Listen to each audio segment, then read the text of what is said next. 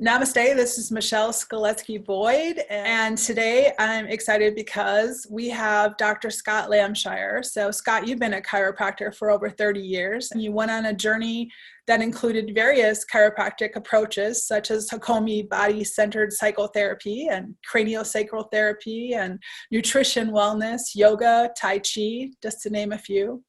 And through the years, you've immersed yourself in helping your patients understand how physical issues and other parts of their lives can be intertwined, and how being in charge of our own well-being through attention and movement, eating and nutrition, and mental and emotional wellness can transform our health.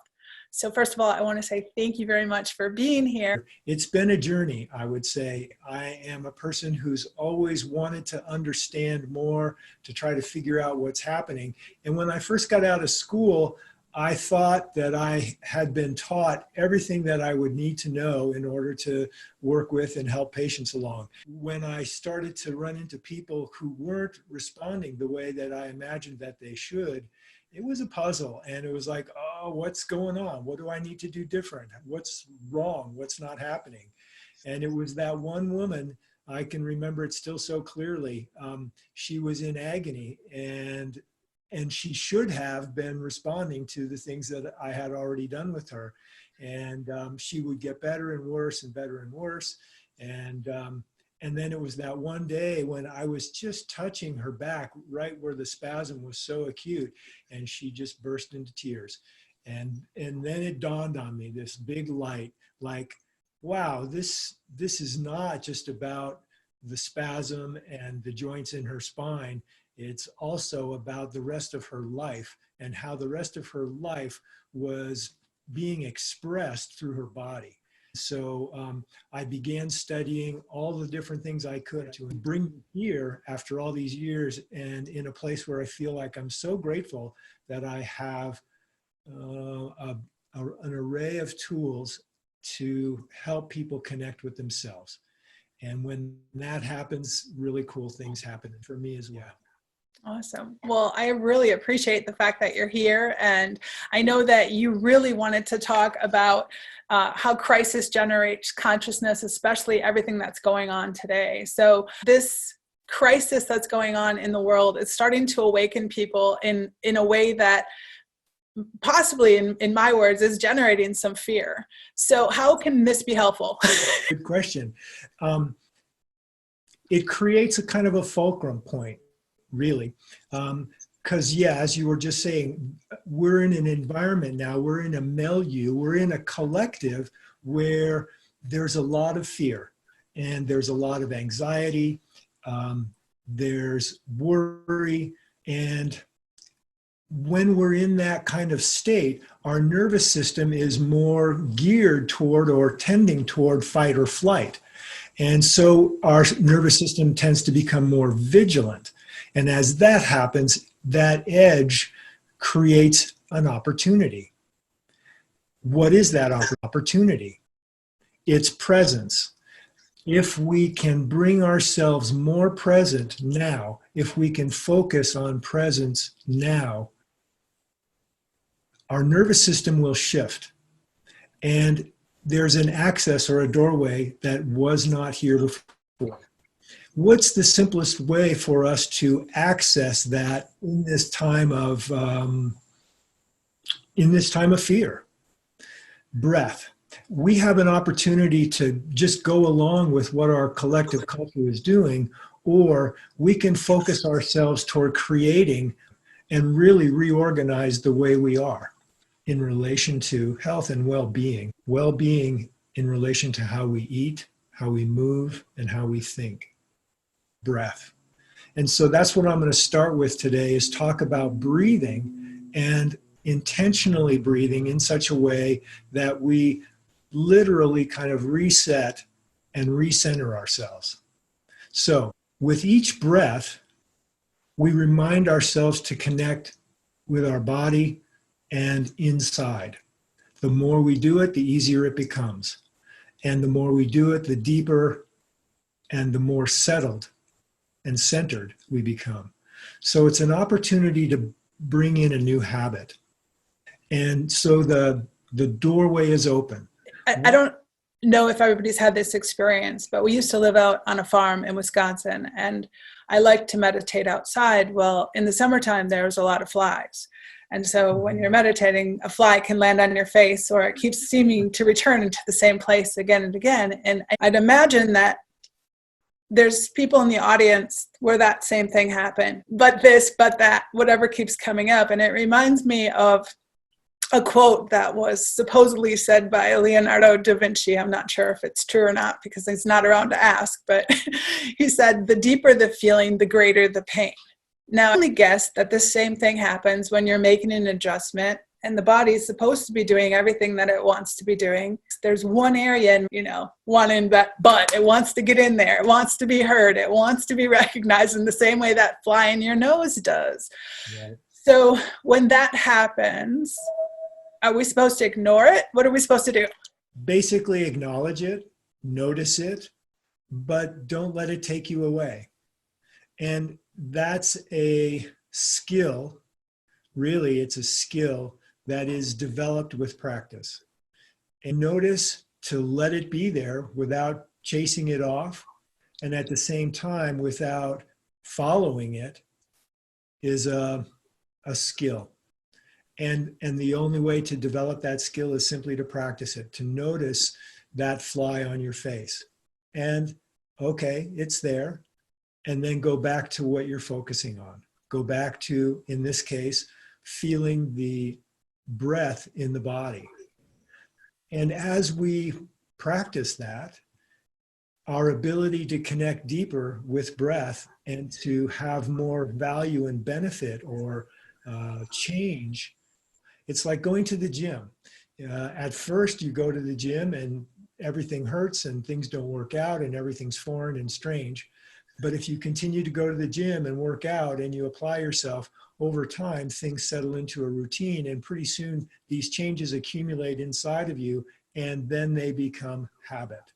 And which really sort of brings me back to this entire topic. Crisis generates consciousness.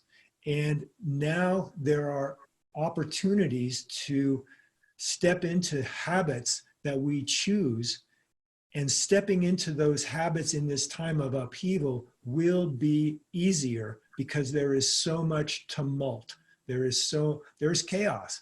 And as we focus, we can choose and go with the herd, with the chaos and the fear, the anger, the upheaval. And we can also begin to focus on, how do I want to make my life better? And how, if I'm making my life better, is that going to serve the lives around me and my relationships, my connections with those people? You just said something that was so powerful. So as an example, we're resisting the rules that are in place, resisting whatever. That resisting of the way other people are wanting to be, and I want to be this way instead, as an example, or I want life to be this way, but life's showing up this way, whatever that is. By resisting it, you sort of become a product of your environment anyway. The herd mentality, it's the very thing that you don't want to be, because you're focusing on it, you become it. I love that you just said that. Thank you. Good. Okay. Yeah, great topic. And I mean, that's another whole big piece. It's in a way very simple. There's two parts to creating change like this. And one part is being able to focus and concentrate, the experience of relaxation and quiet and rest in the body. And at the same time noticing, oh, wait, there's that fly on my face. Oh, wait, I've got this sick relative. Oh, what about this and what about that?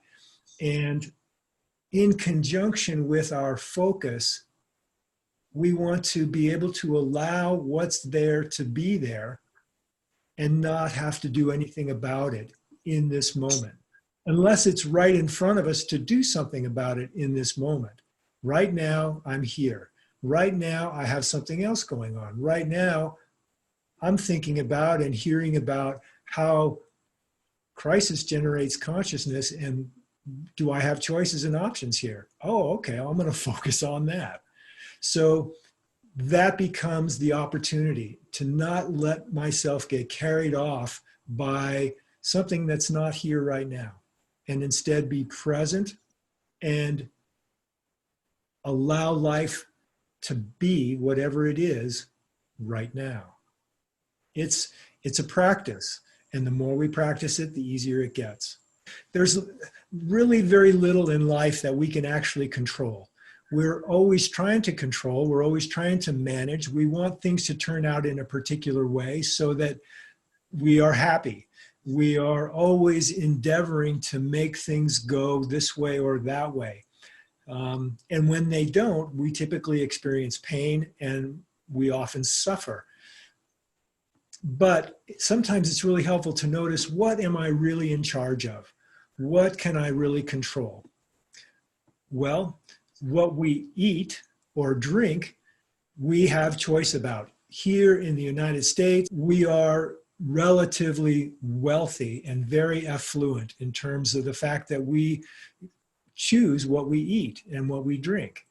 And likewise, we get to choose typically how we move or we don't move our bodies, at least if we're healthy or generally healthy.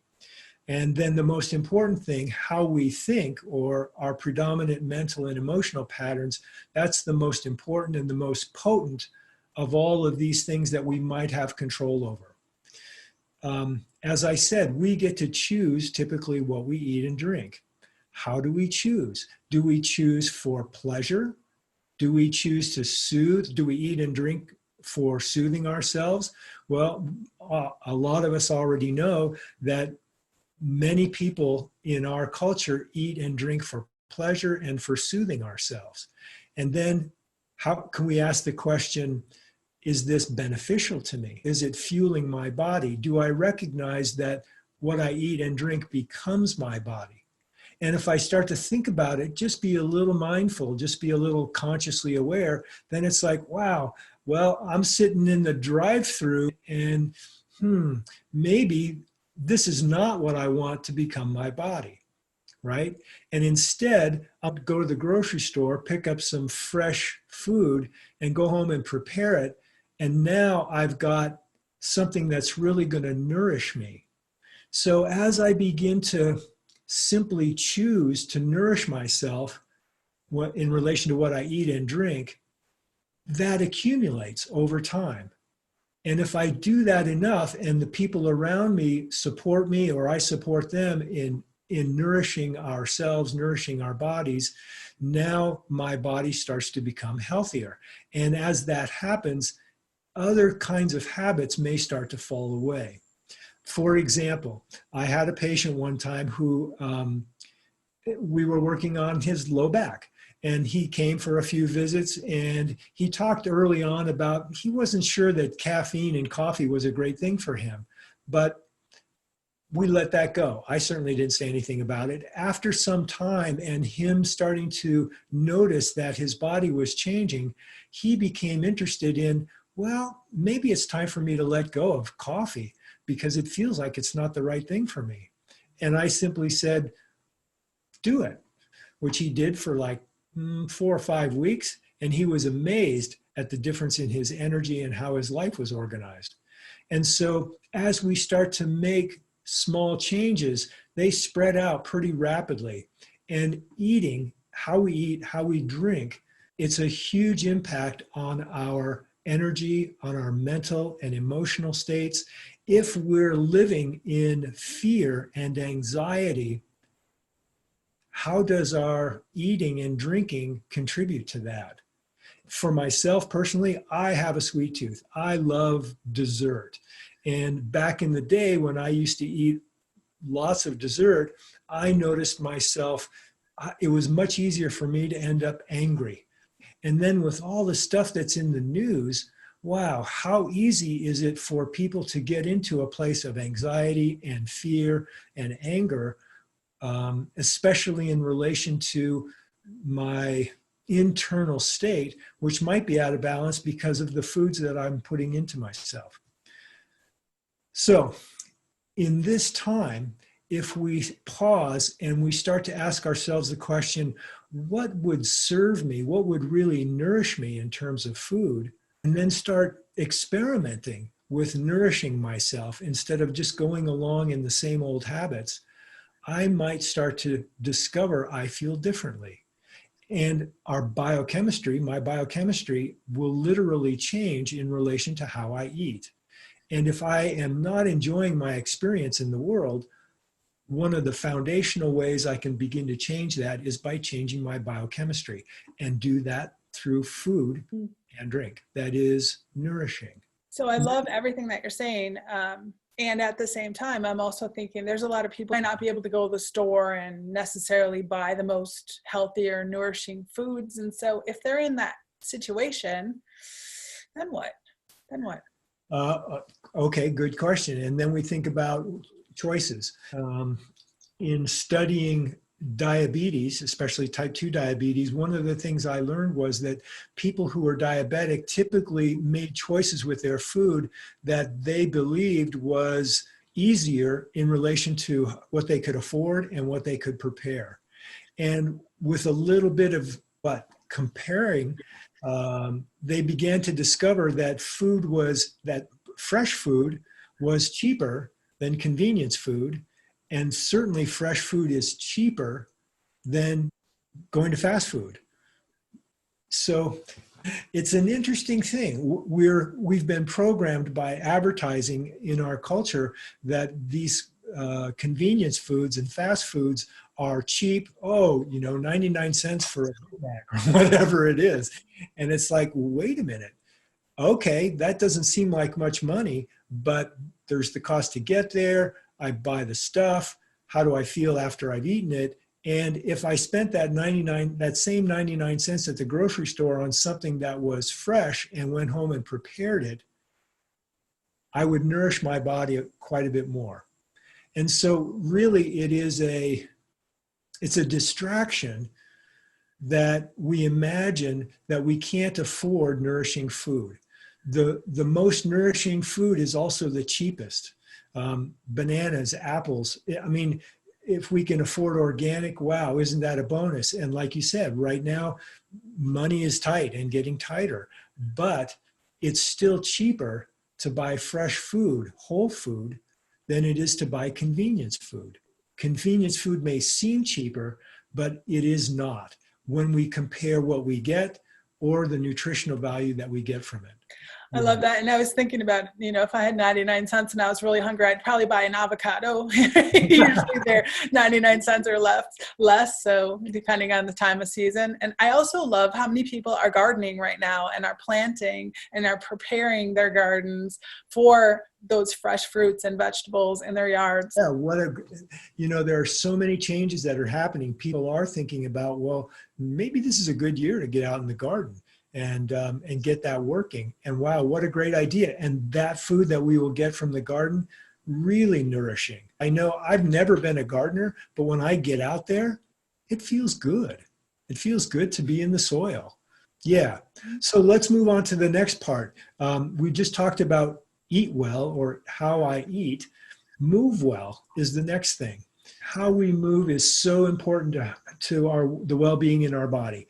If I'm flexible or if I'm stiff, if my body is hurting, do I move it and stretch it, or am I going to be sitting and protecting it more? The habits that we have in our culture are tending toward being more and more sedentary, especially as we get older. Now, I'm imagining that the viewers of this are people who know that there's great value in moving our body, who practice things like yoga and Tai Chi, get out and hike. I know people, myself included, who go out as regularly as we can and get a tree bath. And I know that my mental and emotional state is different after I've been out walking in the woods. And so being consciously aware of and attending to the fact that I need to move my body, and if I can make the time to do it every single day, I feel better. And if I feel better, it's easier for me to make better choices. It's also easier for me to see the news and not get carried away by, oh my God, oh my God, oh my God, all this terrible stuff is happening. There's a lot of difficult and challenging stuff happening, but that doesn't mean I have to join in with it. And in fact, what I want to do, if I can, is serve. And I can serve best when I'm strong and when I'm healthy, when I'm well. When I feel that inside of me, I have this yearning and sense of connecting with not only the people who are closest to me, but also other people who I may not know in service. That serves me. The more love I give, the more love I have. The more service I give, the better my life gets. And for me to serve, I need to be healthy. I need to be strong. I need to have the resources to do that. And how do I get those? How can I choose to reorganize myself to grow those inside of me? One is by how I eat and drink. Another is how I move. How often and well do I get out? Do I stretch my body? Do I strengthen my body? And then the third piece is think well. This one is by far the most potent. There's an old teaching, an old wisdom teaching. The mind is a wonderful servant, but a terrible master. It's so tragic with all that we have in this day that most people still live as a servant to their own mind. That can be different. How? It takes practice. One of the easiest ways to access that practice is where we started a few minutes ago, and that is focusing on breath. If I give myself just a few moments maybe to focus on breath, I can recenter myself and I can notice what is happening in my mind. Are my predominant mental patterns serving me? I notice for myself that if my mind is off on its own and I'm not paying attention, it might be complaining about this or worried about that. And pretty soon I notice I'm feeling dark. I'm feeling down. I'm feeling not so great about life and everything. And it's like, oh, okay, I need to stop and breathe. I need to reconnect with what I want to choose for myself. And then when I start to be consciously intending to choose, now it's like, oh, I want to focus on love. I want to focus on connection, someone who I'm with. Then I'm in this zone of magic. There is amazing stuff happening here. And now I feel like life just got way better. And all I have to do is get present and not allow my mind to take me away, which it wants to do at any opportunity. All I have to do is recognize it. You asked about the fly crawling on your face or that persistent thought or worry. Acknowledge it, let it be there, and don't allow myself to be carried off by it. Stay present. Come back again to presence. The only thing that we really control is how we respond to what life brings us. If we pay attention. Oftentimes we react. If we pay attention, if we're present, then we respond instead. Now we have a doorway. We have an opportunity to focus on responding instead of reacting, on being present instead of reacting. Yeah, difficult things are happening, and they're going to continue to happen for some time. That makes this opportunity even bigger and even more important. So if the persistence, if while you're meditating, you do have a pain in your body, let's say, you do start spasming, and no matter what, you're trying to get relaxed, or there's a spasm, or there's an injury, or, and for whatever reason, you can't to the local doctor, chiropractor, whatever. And is it better to sit with it then? Or do you just kind of follow your same advice in terms of be present to the breath and recognize that it's there, allow it to be there? Yeah, so here's the other element to that. People have an experience when their body starts to shift, their nervous system starts to reorganize, and it's very common that an emotional injury will present. Something from the past will come up, and that is a doorway. That is a gift. And typically I tell people at the very beginning of care, when that happens, you have an opportunity, and here's your task. The task is not necessarily easy, but it's simple. This is the task. Notice what's happening in your body as sensation. In other words, feel the sensations in your body that are coming up. When emotion comes up, and I'm going to define emotion as an intertwining of sensations in the body and associations in the mind. Okay? Usually we feel this feeling.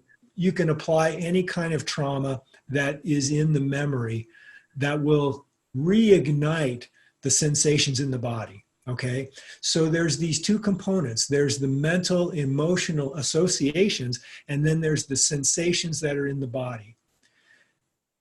The trick, and it really is a trick, the trick to moving through this easy is to focus on the sensations while you're being present with the sensations and not being carried away by the mental associations that went with them. When we get carried off by the mental associations, what happens typically is we just get re-traumatized. We relive the trauma with no resolution. To resolve it, we focus on being present in the moment with the sensation that's happening in our body and the breath that's happening in our body.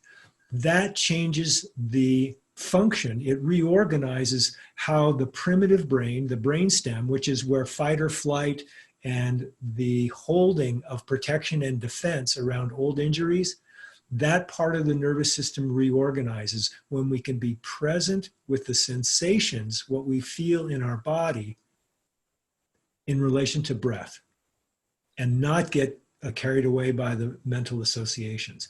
Like I said, it's simple. It's not easy, because when we're caught up in the emotional content, we typically automatically go there. So it really is it's a skill that we practice. And the more we practice, the better we get at it. And the better we get at it, the easier it is to move through stuff when it comes up, simply by returning and reconnecting with the sensations, the felt feeling in the body, that experience of that nauseous feeling or the pressure, whatever it is. And oftentimes, when we stay with the sensations in the body, a pathway through this process shows itself. It's magical, it's miraculous. It's like the angels are right there helping to guide you through. And all we have to do is show up and stay with the sensations in the body. I love that part of the work because people have the most amazing revelations when they are able to do that. It's not a gift to be able to do that. It's a skill. It's a focused application of awareness, of being present with a sensation. That was beautiful. I love it. And having worked with you before, I see it like as a light at the end of the tunnel. And I love that you brought the angels into that picture that I've had in my mind. It's just such a big aha. I call it, you get these little synchronistic things that start to happen. And then, that's people who are ever had pain, where you can trace pain, where the pain jumps. I've watched it with my sessions with you, where it's first in my knee and it maybe jumps to my shoulder and to my hip, and as long as you just keep staying with the sensation, and as you've said, not get caught into the story, the old story or the old trauma, you just keep staying present with the breath, and you're just noticing, you're just witnessing whatever that wants to do. It releases and it shows you a way out, and it's so beautiful. I'm going to guide you into a simple breath exercise. What I'd like us all to do now is simply notice our state. What is going on currently? How do I feel? Am I anxious? Am I excited? Am I restless? Am I tense? Am I quiet inside? Simply notice. Later on, I'll check in and say, what's your state now? What do you notice about yourself now? So let's change gears here. Find a comfortable position if you're not already in one. Let yourself settle in your chair, wherever you are. If it's safe for you to do so, let your eyes close. Bring your attention to your breathing, just as it is. Now, quickly tense all of your muscles and hold this tension in your body for 3 breaths. Breathe, but hold tension. At the end of the 3rd breath, let everything release.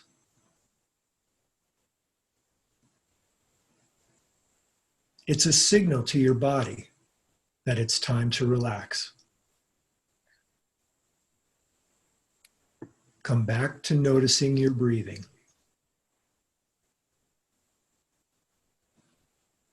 Now, take a nice deep breath all the way into your belly, feeling the belly gently expanding. Deeper, expanding, deeper. Nice full breath. And as you exhale, let out a sigh. Maybe do that one more time. Take another deep, full belly breath. And on this exhale, really let yourself make some noise. Let the sound of the sigh come out. Release that old, stale air. Now, just relax. Breathe naturally. Allow a sense of soothing to radiate around your eyes as you breathe. Feel your eyes relax.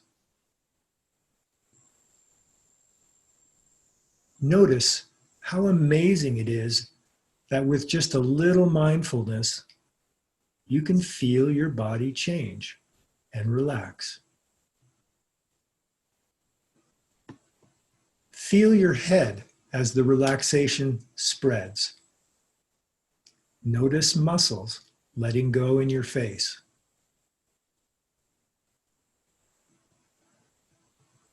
Imagine your breath flowing into your neck, into your shoulders.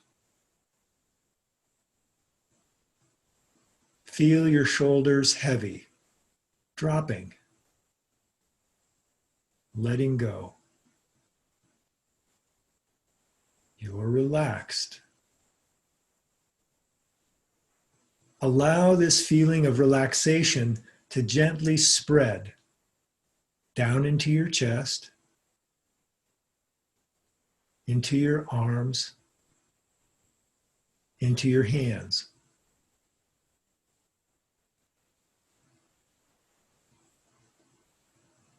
As you breathe, feel the release spreading into your belly and around to your back.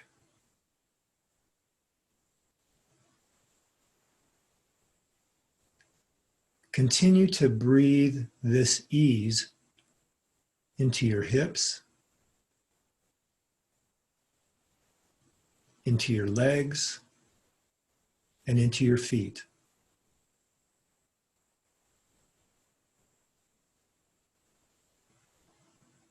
Let it spread simply as you breathe.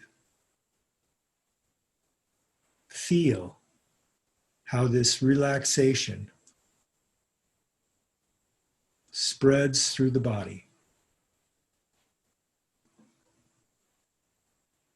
Savor how good it feels to simply breathe. Notice now how thoughts, how feelings move easier, just like the breath, in this mindfulness, in this quiet awareness. Let yourself be focused and yet quiet, allowing everything to be just as it is, just as it wants to be. Simply being present. Feel yourself as presence. There's nothing else to do. There's nothing to figure out. There's nothing to change. Right now, just presence.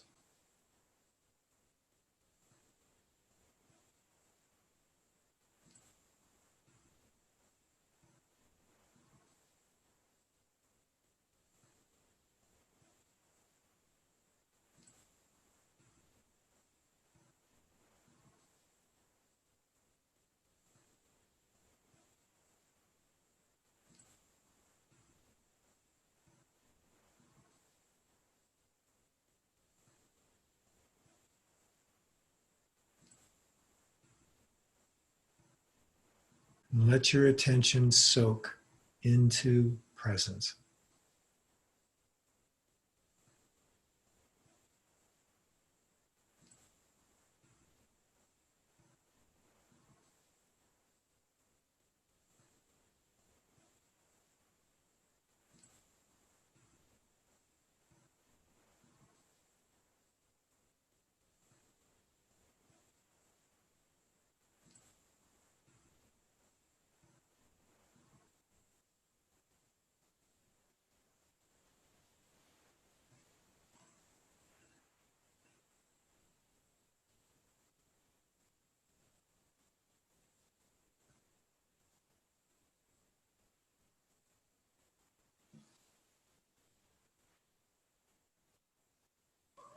When you're ready, if you've had your eyes closed, gently open your eyes.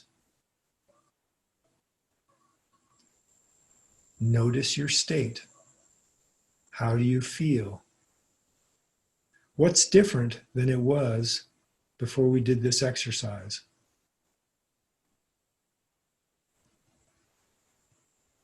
This exercise took about 6 or 7 minutes. It's a simple way to change your state. Anytime you want to quiet yourself, anytime you want to reconnect and center inside yourself. From this place, mindfulness, centered, there's opportunity to create and choose new ways. Again, we're in this time of upheaval, of chaos. There's a tendency in the collective around us to have fear. And because of all this, habits and structures are shaken. They are not what they have been. And that creates opportunity. As so much is up for grabs, so much is uncertain, we can choose to focus on what I want to create for myself, for my circle, for my community. And so if I choose intentionally and focus, then this becomes an opportunity to reorganize and make my life better. And as I do that, my life also can be more in service to the community that is around me, that we are all a part of. To me, this is a doorway, and I'm stepping up and stepping in. And I encourage everyone who might have the capacity or the interest or the determination to do the same. And we can help each other do it, for sure. Amen. I love it. Thank you very much, and take care. Thanks, Michelle. Bye. Bye. Thank you.